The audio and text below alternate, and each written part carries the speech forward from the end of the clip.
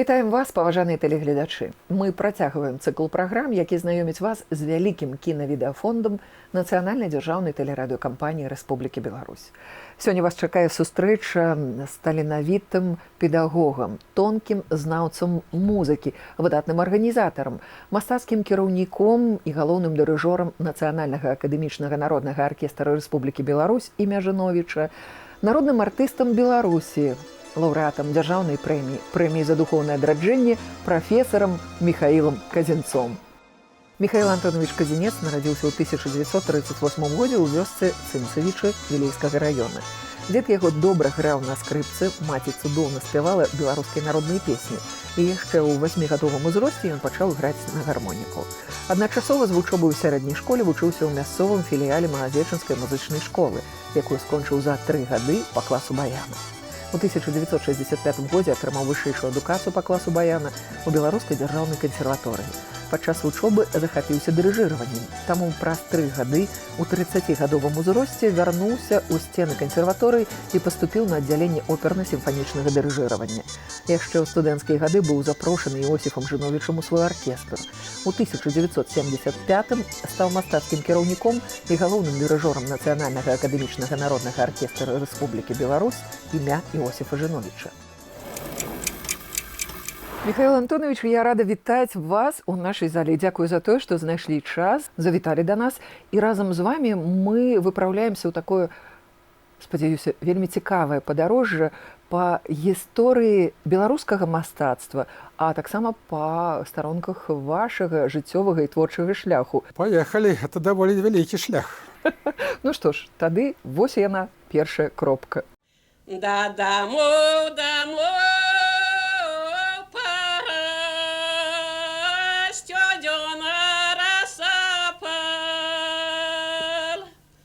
студена роса пала,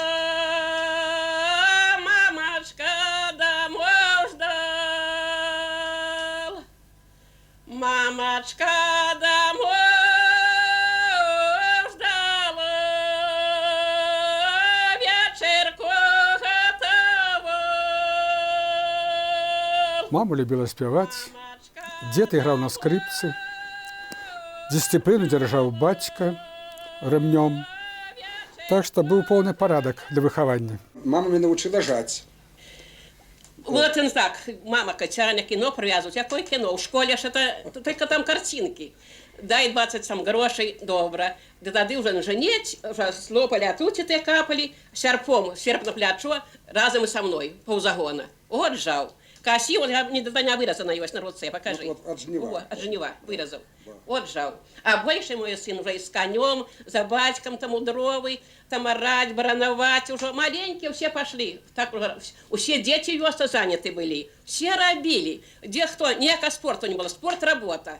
Вот на поле робишь, это спорт. И тогда дужие и здоровые. Видите, я лишу, что довольно так недрэнна я жаў, ну а касеце навогул выдатны. Так. Я приведу такі прыклад. Мы, это было гадоў 30 назад, у нас былі такія канцэрты у ліпені месяцы для працаўнікоў калгаснай вёскі. Нас запрасілі зрабіць канцэрт. І сказалі, вось у школе ёсць зала. Мы зайшлі ў школу, ўжо там былі канікулы, неяк так неутульна было. І выдатнейшая пляцоўка перад школай, але вялікая трава. Так. Так, ну, там ёсць служыцель гэтай школы. Я говорю, пакасіць буду, касі. Ён даў мне касу. Так. Я даблянтаваў яе, зрабіў двайны пакос і па 2 пакосы адзінарных. Значит, ну, там убрали артыста сена. Народу прыйшло. Канцэрт прайшоў выдатны, каля 2 гадзін. І пасля канцэрта выйшаў гэты служыцель. І он, говорит, так успакоіў сваіх аднавяскоўцаў, сказаў так.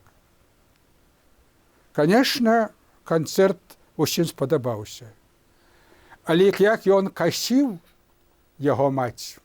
А вучыў меня это ўсё дзед Янук мой, вот, коли іграв на скрипачцы, стаяў у пакосах сумесна з бацькай, з другімі касцамі. Это была выдатная школа. На той час казалася, ну, там пагулялі бы, так сказаць, а зараз я адчуваю, як это выдатна што-то ў маім жыцці было. А вось якраз пра малую радзіму наведваеце, як там сустракаюць? Не так часто, потому что наогул, знаете, там нікога не засталося. Засталіся яшчэ там мае сяброўкі майго ўзросту, дзе, значит, я і пазнаць не магу іх. Але што радуе, знаете што? Што вёска не вымірае, таму што прыязджаюць много людзей жыць. І многія купляюць дамы як летнікі. Так што, слава Богу, вёска жывая в этом сэнсе. І я у мінулым годзе быў у сваёй вёсцы. Застаўся яшчэ дом. Вось бацькова хата засталася, да, так? засталась дом, дзе я нарадзіўся. Так што мае цінцевічы жывыя, і я гэтым вельмі рады. А можна зараз вось сказаць сёння, што дзіцячая мара, яна спраўдзілася, ажыццявілася? В этом сэнсе мне повезло.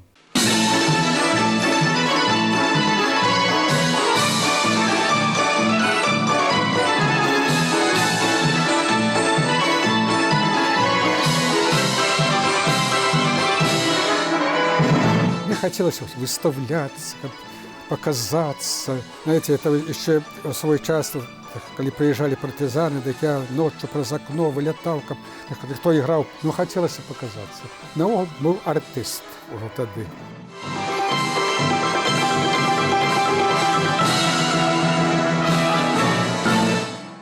А калі вось успомніць дзяцінства, якая музыка вось была? Вы казалі, што так родныя спявалі, гэта беларускія песні.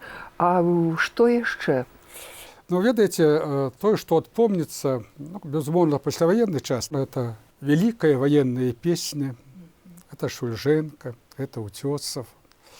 У нас такі вот детекторный приемничек на вушы, гармонік у руках.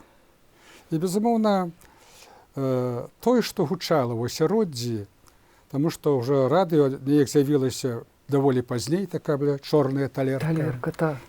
І кожная раніца гучала музыка. Это на сённяшні дзень нават непасціжыма. Гучала беларуская народная музыка, інструментальная, песня. Што выдатна, іграў аркестр, дзяржаўны народны аркестр БССР под кіраўніцтвам Іосифа Жиновича. Сам Іосиф Жинович з Навіцкім дуэтам ігралі ў прамы эфір, таксама на цымбалах.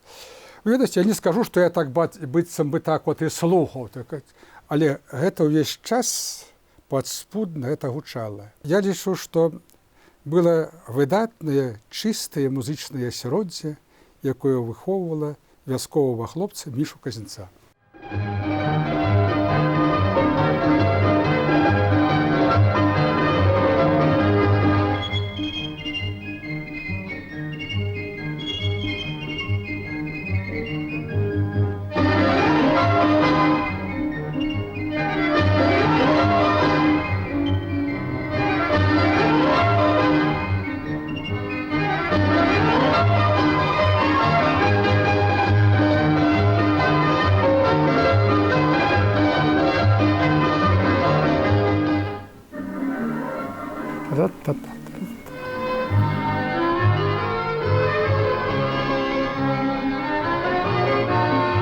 А вось такі цікавы інструмент, гэта што было, ліра? Цимбалы, лиры и дудочки. Вот дудочки – это были солирующие инструменты Польки Чуркіна. Я як нек адчуў, як быццам бы это я в своей вёсцы Цінцевічы, і это гучыць парадуе.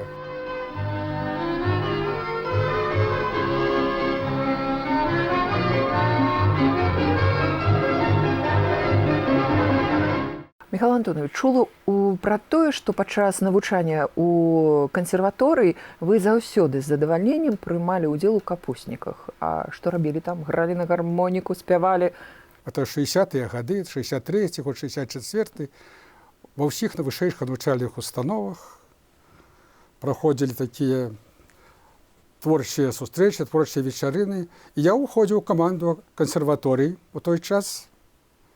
І мы нават спрачаліся з беларускім політэхнічным інстытутам, які вайшоў у фінал і потым стаў пераможцай гэтай выставы. Наогул, я чалавек такі калектыўны, любіў у гэтым удзельнічаць. А, скажем так, па-за вось гэтымі сумеснымі капуснікамі, конкурсамі, фестывалямі, Жыццё само студэнцкае у тады яшчэ кансерваторыі, якім яно было? Жыццё это была сур'ёзная справа.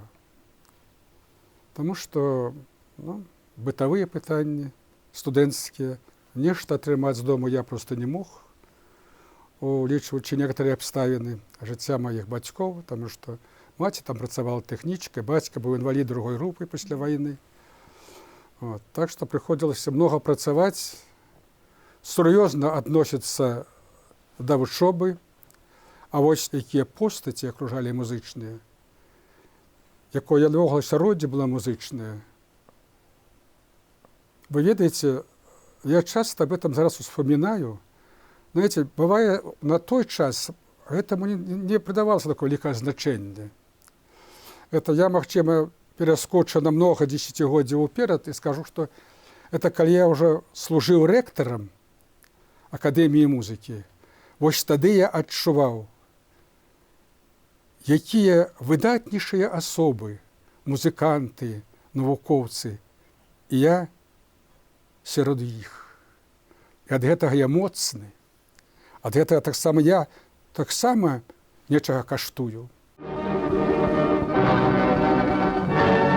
На Мінскім трактарным заводзе выступіў беларускі народны аркестр на чале з заслужаным артыстам БССР Жыновічам. Композитор Чуркин. Финал белорусской симфониеты.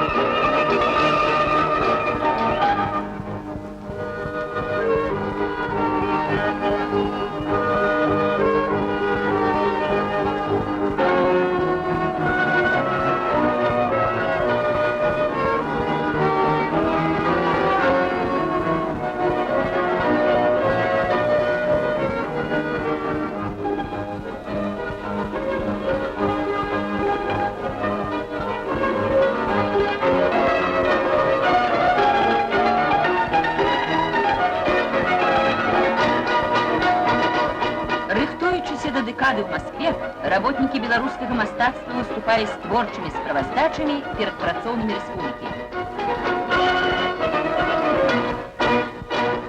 Навогул, это вот финал симфонеты Чуркина, это бренд оркестра Жыновіча. Вы прыходзіце ў аркестр пасля Іосіфа Жыновіча. 1968 год. По моей великой просьбе до Иосифа Иосифовича, потому что мы были, видать, с ним знакомы, я был студентом, он был загадчиком кафедры, профессором.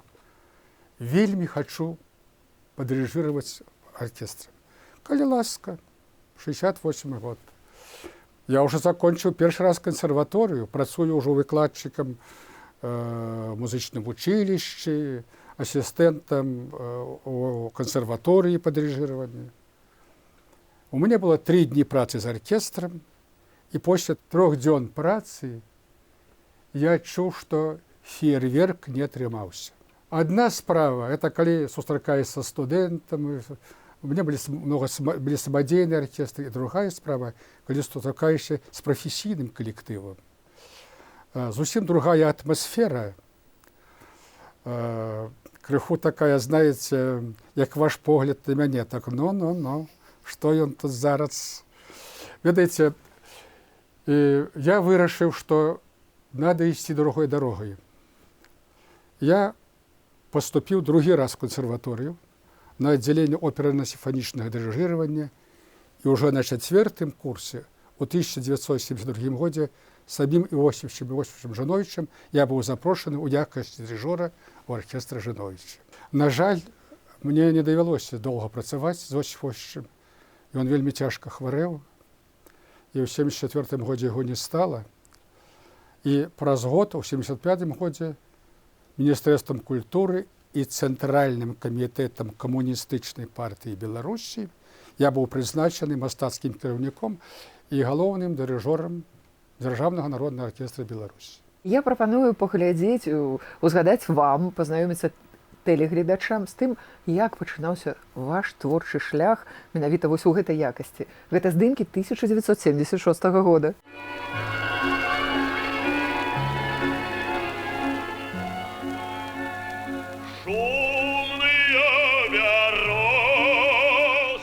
Казанцев Борис співак. Видатніший баритон, видатніший. Я хотел бы плакать, ты не маю слез. Я хотел бы петь об своей беде. Ты мне сердца ныне песенника найди. Десятки концертов совместно были с Борисом Казанцевым, не только в Беларуси, и в Средней Азии, и Урал, и Прибалтика, я помню, Калининградская область. И завсёды, яка не была погода, там, який б не був стан, Казанцев пел настолько видатно. Я лічу, що він, правда, став заслуженим артистом Білорусі, але у свій час я лічу, що він не отримав тих почестей, які повинні були б віддані цьому видатнішому співаку. Хотел бы, кабы воля гуляла со мной, как сонейка грела, як греє весной. Але Боже милый, коли не видать, сайтаны неволи, дарнул, как змеять. На сьогоднішній день я відчуваю, які є співаки і кому акомпанував Національний оркестр ім'я Жановича. Я вельми серйозно до цього відношуся. Це та ситуація, за яку треба відказувати кожен час. На репетиції, на концерті. От я коли слухаю, я зараз часто не тільки за пультом, я і з зали слухаю, коли мої дирижери, заслужений артист Білорусі Олександр Крамко або Олександр Висоцький за пультом дирижують. Я слухаю як не просто слухач. У мене зовсім другая оцінка. Це видатно. Тут, можливо, по-другому. Знаєш, увесь час йде, знаєте, контроль. І я виходжу такий уставший після того концерту.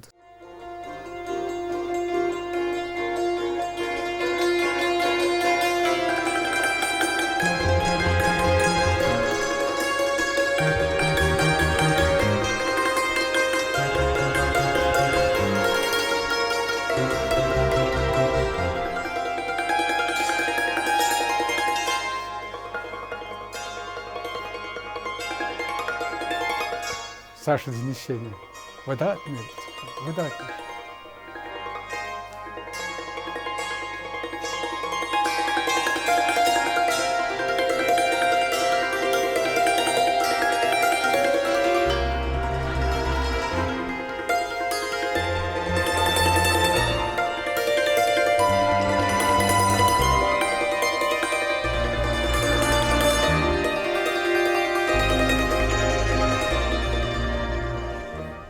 И эта колокольность вот такого гучания у цимбала. Есть такая атмосфера, вот, знаете, как быццам бы я ось адчуваю эту пару года. Разумеете? На цимбалах. Я наогул только давал выступления, далее я не дирижировал. Да, знаете, как не порушить с собой атмосферу. Оркестр это уже, безумовно, но потому что это довольно ритмичная музыка. Слухаючи солистку, они шли за солисткой.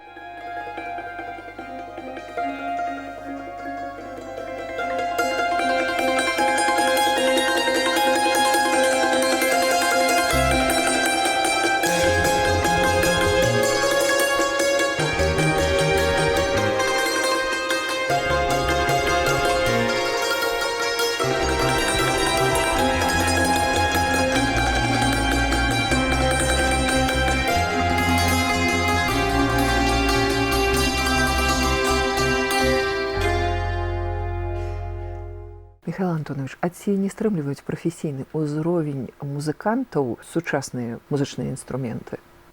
Гэта вельмі глыбокае і сур'ёзнае пытанне, якое вы зараз адкрылі. Сённяшні інструмент ужо ў многім стрымлівае іх выканальніцкае майстэрства. Павінна быць у Беларусі прафесійная лабараторыя па вывучэнню акустычных магчымасцей, тэхнічных магчымасцей. Магчыма, надо расшырыць дыяпазон саміх цымбал. Трэба вывучаць, якія пароды дрэва найбольш падыходзяць для гэтага. Таму што у свой час рэканструкцыя цымбал была зроблена Андрэем Захарам і Восім Жыновічам у 1932 годзе. Мы падымалі гэта пытанне некалькі разоў, каб это адкрыць такую лабараторыю, так сказаць, для вывучэння і для ўдасканалення. То недзе, як быццам бы, пытанне вырашалася, потым быў тормоз, вырашалася, але я лічу, што яно на кантролі. Михаил Антонович, ваш калектыў, акрамя выдатнага выканання беларускай музыкі, выконвае і класічную музыку. Аркестр пачынаў сваю творчую дзейнасць з простай беларускай песні, простага акампанемента, проста беларускага танца. Прайшлі гады, пасляваенны час, каб падняць узровень выканальніцкі аркестра і прыдаць аркестру больш моцнае аркестровае гучанне. Было многа папулярнай класічнай музыкі. Это быў час, калі у аркестры працаваў выдатнейшы дырыжор Віктор Барсов, который у многім дапамагаў Жыновічу, проста быў яго правай рукой у гэтым плане. Вось ён унёс у гучанне аркестра многа папулярнай музыкі класічнага накірунку. 70-е, 80-е гады это у многім аўтэнтычная аўтарская музыка беларускіх кампазітараў. Глебова, Багатырова, Мдзівані, Іванова. Гэта дало штуршок адкрыцця беларускай народнай музыкі праз прафесійны погляд кампазітара.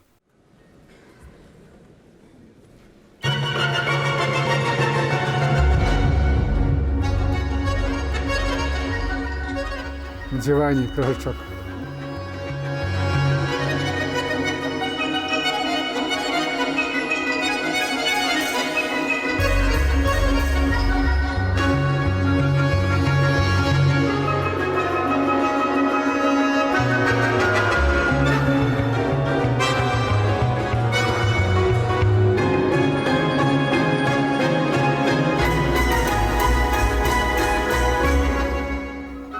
Выдатны беларускі кампазітар, много напісаў твораў для аркестра Жыновіча.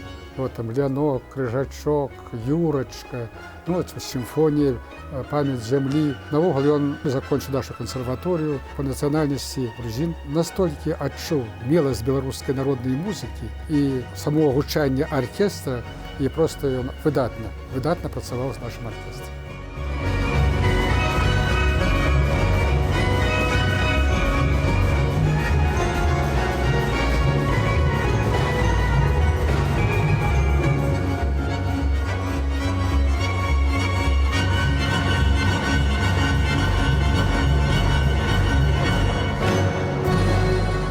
Калі вярнуцца да сённяшні час, змянілася вельмі многа.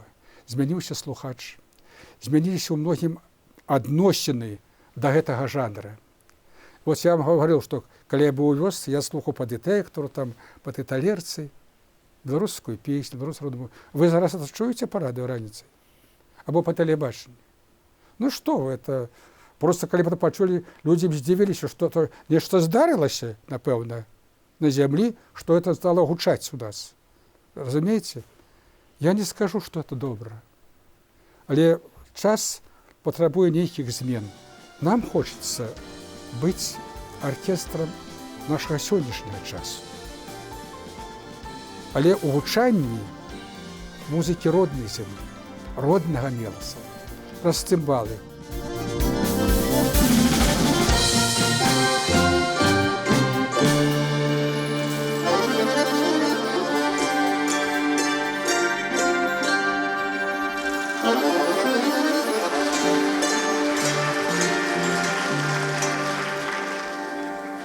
Гей, думка удалая, Гайдутка удалая. Пейте, Елфим. Так. по родной сторонцы, по белой Руси. Нясю час минулый, расскажи, як тут горосна і тяжка жив наш бедный люд.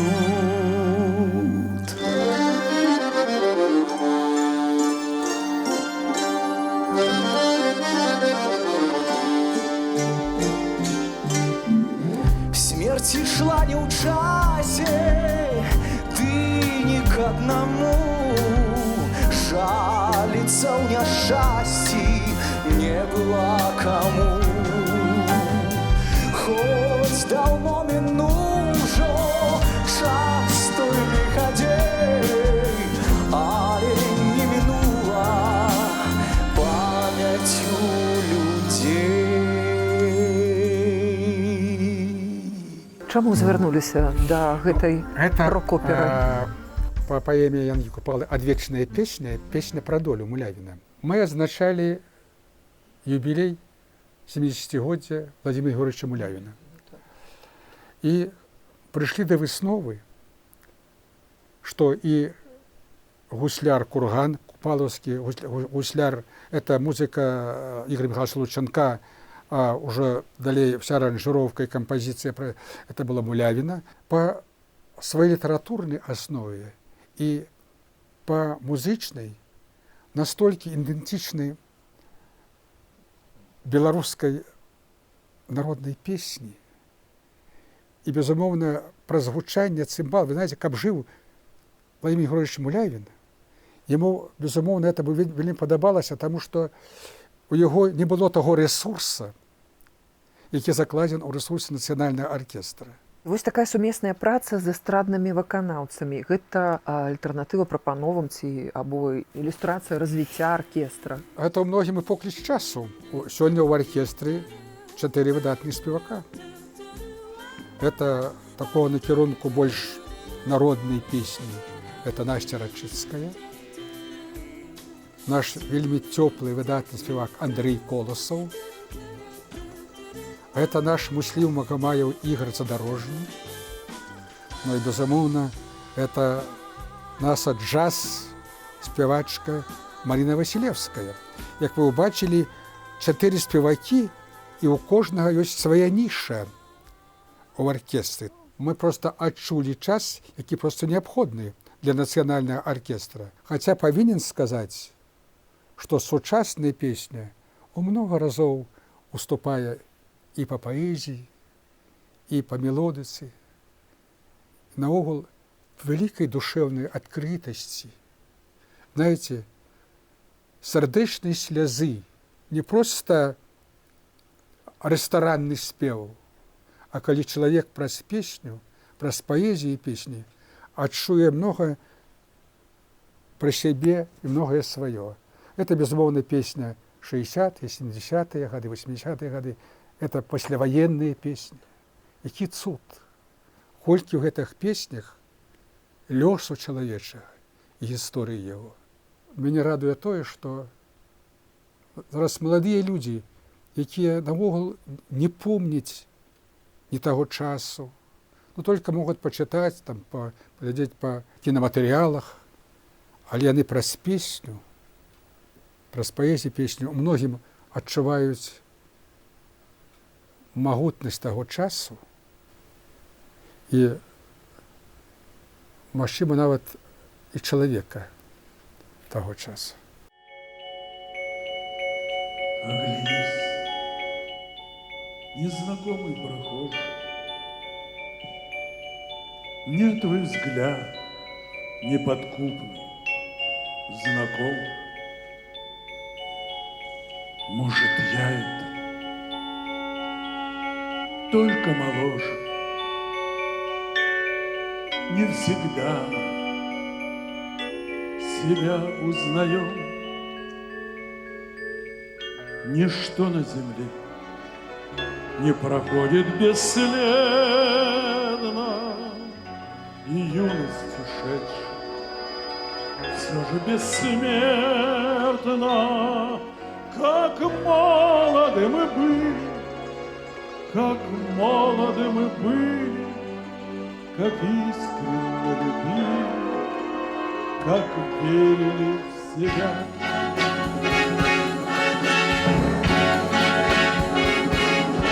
Нас тогда без усмешек встречали все цветы на дорогах земли. Мы друзей за ошибки прощали, лишь измену простить не могли. Ничто на земле не проходит бесследно, и юность ушедшая все же бессмертна. Как молоды мы были, как молоды мы были, как искренне любили, как верили в себя. У нас наогул не было репетиции. Наша першая сустрэча на сцене, и это был концерт одразу. И что выдатно, что высокий профессионализм с одного боку Иосифа Кобзона и бэк-вокал, тое адчуванне адказнасці артысту нацыянальнага аркестра, канцэрт доўжыць 4 часы. Ну, наогул канцэрты Иосифа Кобзона это заўсёды і па насычанасці музычнага матэрыяла, і па часе іх правядзення былі даволі аб'ёмныя. А як ацаніў працу аркестра? Выдатна. Ён зал об этом сказаў. Мы просто говорили по телефоне той набор партитур, якія будуць ляжаць на пульце. І просто мы прямо на сцене перед выступлением мы домовлялись, ну что зараз будем спевать? Ну давай это, давай это, давай это, давай это. Мы зараз зноў звернемся да нашай беларускай музыкі. Вам не падаецца, што беларуская музыка знаходзіцца, ну, нібыта ў рэзервацыі? І якое месца, на вашу думку, займае народная музыка ў нашай сучаснай культурнай прасторы? Вы ведаеце, я лічу, усё сваё трэба бараніць, нават у сябе дома. Той час, які мы часта не вельмі ласкава ўспамінаем савецкія часы, ён быў даволі выдатным па абароне нацыянальнасці кожнай з рэспублік. Магчыма, у гэтым было многа фармальнасці. Магчыма, было. Але гэта было. Гэта адчувалася. Я лічу, што 90-е гады навогул то ўсё размылі. І сёння мы ўспрымаем толькі тое, што ёсць рытм, ёсць музыка ног. Ёсць, знаете, ну, музыка как удовольствие. Мы далёка со сваім родным на периферыі в гэтым плане. Я лічу, што мы дзеячы культуры ў гэтым вінаваты самі. Тут нельга вініць кагось, так сказаць, так. Возможно, не ствараюцца тыя опусы і праекты, якія маглі б зацікавіць. Ну і ў другім, што вы ведаеце, вельмі цяжка зараз адрадзіць тое, што было згублена ў плане, што гэта маё, гэта цікава.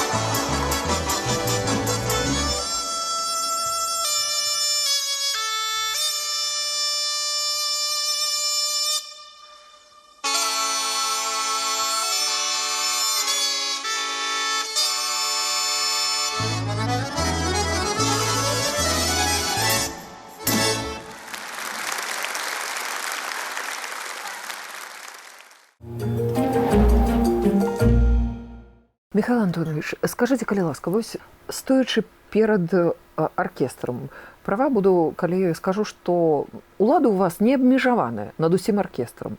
Так как я в оркестре уже 45 годов, так, в этом сенсе мне не тяжко, потому что это уже мне уже идет 4-й набор артистов в оркестре. Это мой дом, это моя семья, это родные мне люди.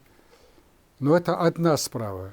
А есть еще, что называется, службовые обовязки кожного з іх. Каб нейкія выдатныя адносіны чалавечага характару не сказаліся на гэтых абавязках по выкананню сваіх творчых. Вось у нас гэтага зусім няма. Это першае. Па-другое, час аўтарытарнага дырыжора, тырана, ён зараз не падыходзіць. Калі нешта не атрымоўваецца, толкова і разумна просто пратлумачыць і даць варыянт этого выканання, а не просто, что называется, повышать голос и терзать душу.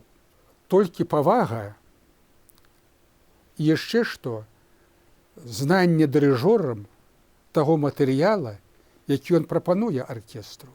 І калі аркестрант адчувае, што тыя заўвагі і тыя прапановы, якія ідуць ад дырыжора па-сапраўднаму, по-другому робяць гучанне аркестра, все, ён за твой пойдзе, куды ты хочаш.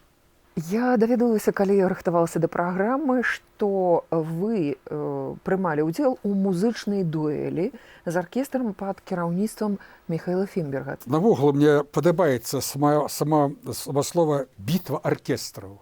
Знаете, это калі размахиваюць руками толькі дырыжоры. Так. Все астатнія вельмі синхронно выконваюць то, што махаюць дырыжоры руками. Мы з Михаилом Яковлевичем двойчы выступалі у нас у філармоніі.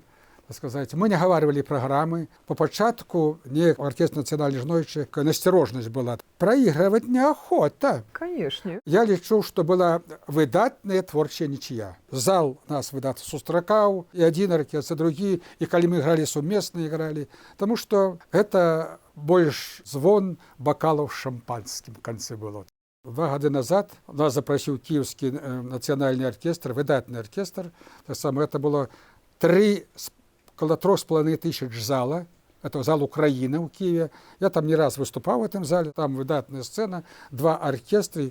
Их национальный оркестр, наш оркестр. Концерт доўжыўся 3,5 годины. Атмосфера, знаете, я таким зараженным, таким творчым, с таким полетом я своих артистов еще не бачил. Знаете, як это потребно им. Знаете, это той час, где не треба призывать, нечто будить, так, параўнанне там космоса.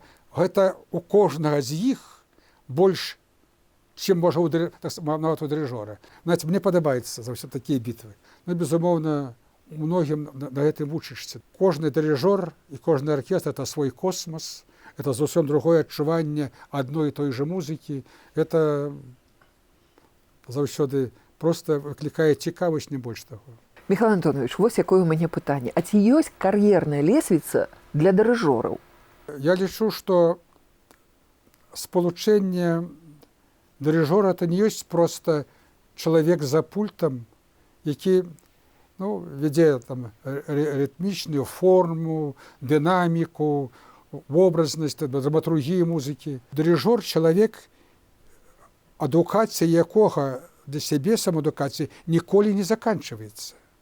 Як только заканчивается эта самоадукация, все заканчивается. Литература мастацкая, театр, живопись, музей — это все повинно быть необходностью. Я прихожу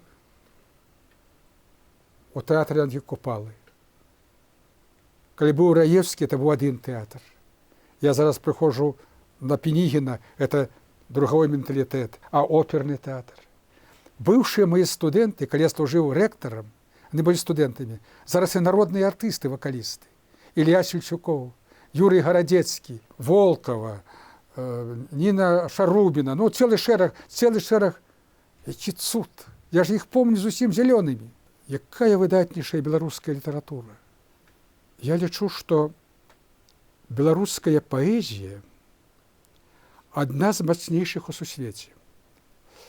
Яна, знаеце што, чаму не вельмі вядома сусвету, яе перакласці немагчыма.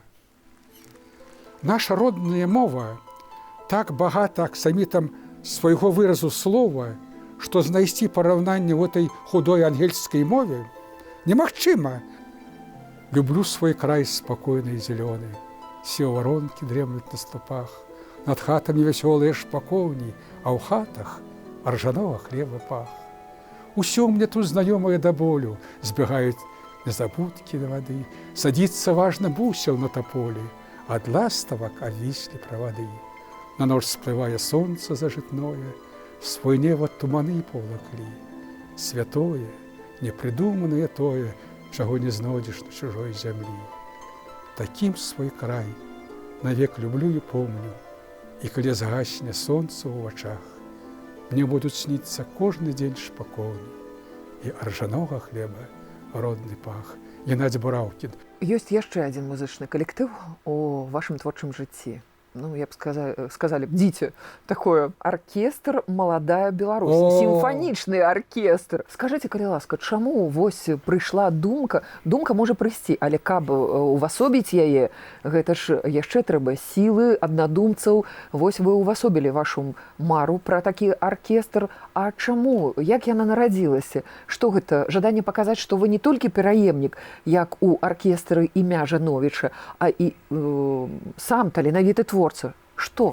У 1985 годзе я быў прызначаны рэктарам Беларускай кансерваторыі. Той аркестр сімфанічны, які быў у кансерваторыі вучэбны, мяне не задавальняў. Стаялі выдатныя дырыжоры, у них не хапала часу. Знаеце, студэнцкі аркестр патрабуе метадычнай работы. 2-3 разы ў нядзелю, не павінна быць пропускаў, нічога. І в 1993 годзе я проста вырашыў сам стаць за пульт гэтага аркестра. Да гэтага у меня быў клас дырыжыравання, я клас дырыжыравання аставіў і стаў за пульт гэтага аркестра. І на працягу 20 гадоў мы праехалі многа краін, не толькі ў Беларусі. У нас былі свае фестывалі в Германії, у Францыі. Ёсць такі остраў Реюньон у Тихім акіяне. Это мы летели з Парыжа 12 гадзін праз усю Афрыку і былі па-за экватарам. Было 9 гадзін раніцы ў Беларусі і 9 гадзін раніцы там. Только зусім это па-за экватарам. У нас быў выдатнейшы фестываль Францыі «Лета Вялікага сада». Мы выступалі ў выдатных дворцах, храмах, просто храмы, дворцы. 14 гадоў у нас быў свой фестываль у Германії, навагодні фестываль.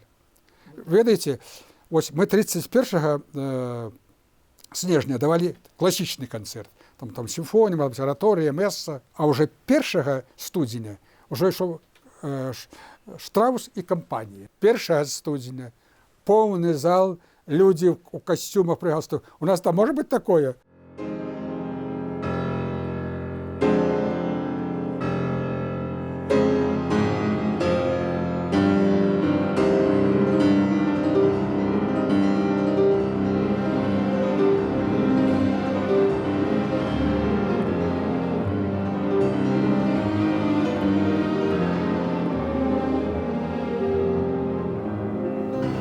Рахманинов.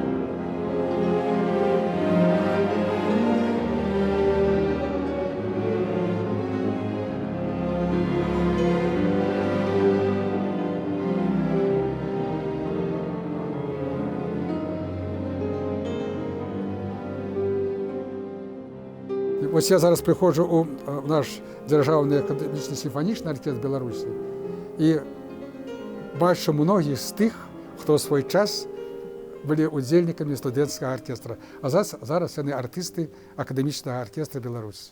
Михаил Антонович, вы у якасці запрошанага дырыжора пабывалі у шмат якіх краінах па ўсім свеце.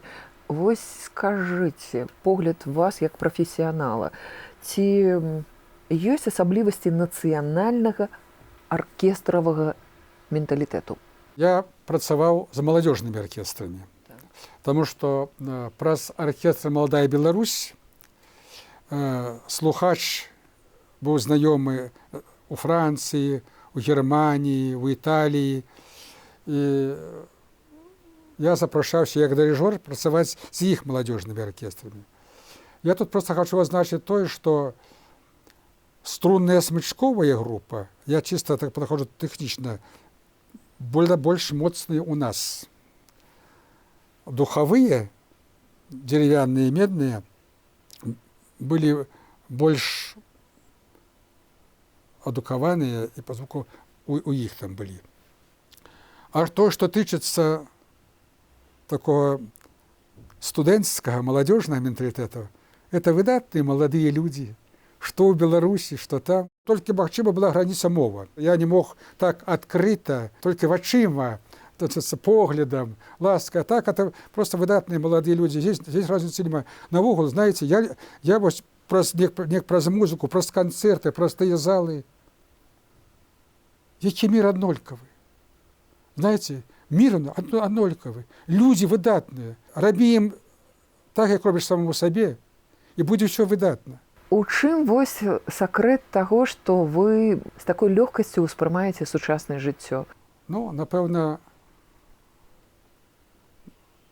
Всевышні, мама, і, конечно, безумоўна,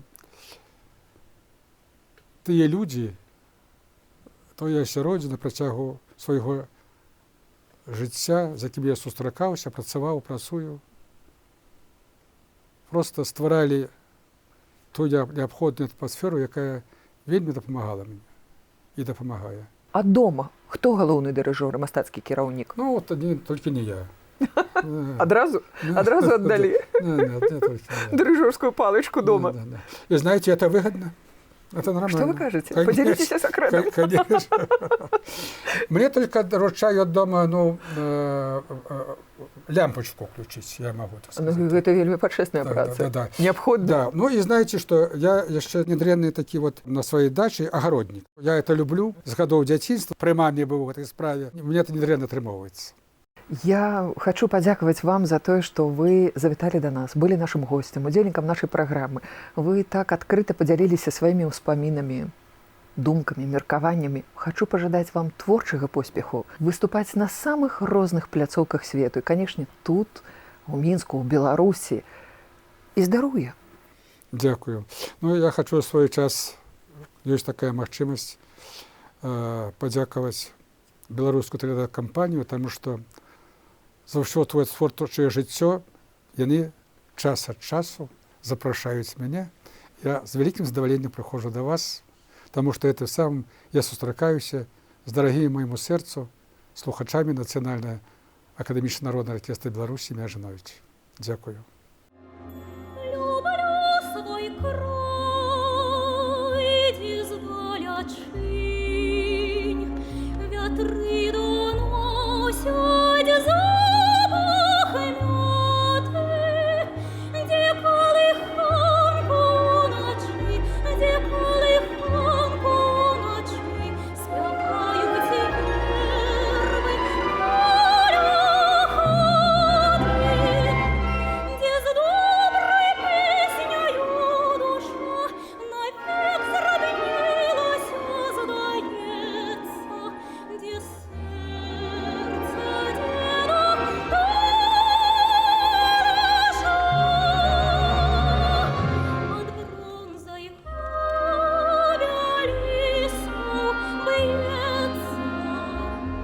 Паважаныя тэлегледачы, мы ізноў прыадкрылі для вас вялікія кінавідэафонды Нацыянальнай дзяржаўнай тэлерадыёкампаніі Рэспублікі Беларусь. Калі у вас з'явілася жаданне набыць відэаматэрыялы для ўласнага архіву, калі ласка, звяртайцеся да нас, шукайце нас у сацыяльных сетках. Да сустрэчы!